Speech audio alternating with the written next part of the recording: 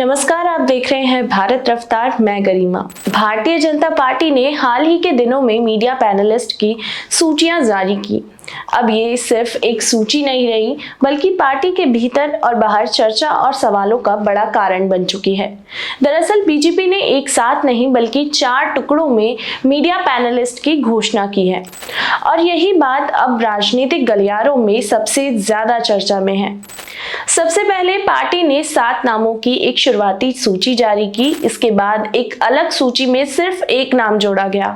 फिर अचानक पार्टी ने 41 मीडिया पैनलिस्ट की बड़ी सूची जारी कर दी, और अब इस पूरी कड़ी में 17 और नाम जोड़ दिए गए हैं। यानी अब बीजेपी के मीडिया पैनल में कुल मिलाकर 66 चेहरे शामिल हो गए हैं। सूचियां सामने आते ही राजनीतिक गलियारों में चर्चाओं का दौर तेज हो गया। सवाल यह नहीं कि सूचियां क्यों आई, बल्कि सवाल यह है कि इतने चरणों में सूची जारी करने के पीछे राजनीति क्या है, और आखिर ये सूची चाहती क्या है।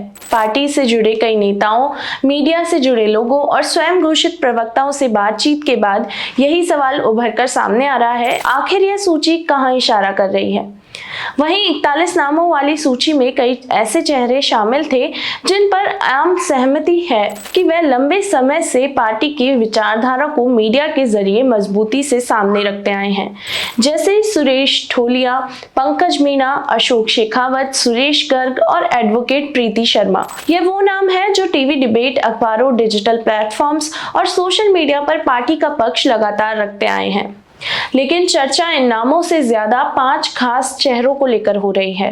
वो हैं ज्योति खंडेलवाल, सुमन शर्मा, लक्ष्मीकांत भारद्वाज, इंदिरा चौधरी और पंकज जोशी। इन नामों को लेकर सवाल इसलिए उठ रहे हैं क्योंकि पार्टी के भीतर इन्हें लेकर बड़ी राजनीतिक भूमिकाओं की चर्चा थी। पहला नाम है ज्योति खंडेलवाल।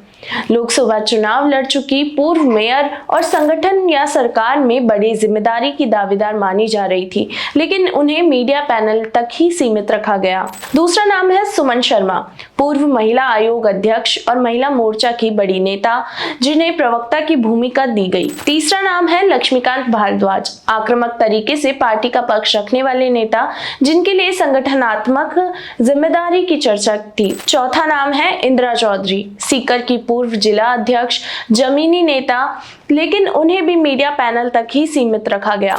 पांचवा नाम है पंकज जोशी, पूर्व मीडिया प्रभारी और जयपुर के डिप्टी मेयर रह चुके अनुभवी नेता। इसी बीच जारी हुई ताजा सूची में 17 नेताओं को मीडिया पैनल में शामिल किया गया है। इनमें रेवंत सिंह राजपुरोहित, नरेंद्र कटारा, रवि पालीवाल, महराज चौधरी, अरविंद गिरधर, भूप सिंह पूनिया, जेपी यादव, विक्रम सिंह शेखावत, महेश मीणा और डॉक्टर चेतन राजपुरोहित जैसे नाम शामिल है।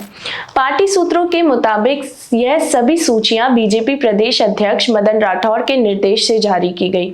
मकसद साफ बताया जा रहा है कि मीडिया प्लेटफॉर्म पर पार्टी का पक्ष और ज्यादा मजबूती से रखना।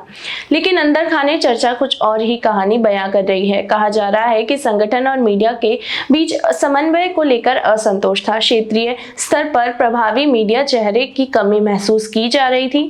यही वजह रही इतनी लंबी और चरणबद्ध सूची की। क्या यह सिर्फ मीडिया मैनेजमेंट है या फिर संगठन के भीतर चल रही खींचतान या गुटिया संतुलन का संकेत? नजरें अब आगे की राजनीति पर टिकी हैं। क्या इन 58 नामों में से कुछ को नगर निगम या स्थानीय चुनाव में उतारा जाएगा? क्या कुछ चेहरों को बाद में बोर्ड, निगम या मंत्रिमंडल स्तर की जिम्मेदारी मिलेगी, या फिर यह सूची केवल मीडिया तक ही सीमित रहेगी? फिलहाल इतना तय है कि इन 7 नाम से शुरू हुई यह प्रक्रिया 1, फिर 41 और अब 17 तक पहुंचकर बीजेपी के भीतर कई बड़े सवाल खड़े कर चुकी है और सियासी हलकों में हलचल मचा दी है। अब देखना यह होगा कि यह सिर्फ सूचियों का सिलसिला है या आने वाले बड़े राजनीतिक फैसलों की भूमिका।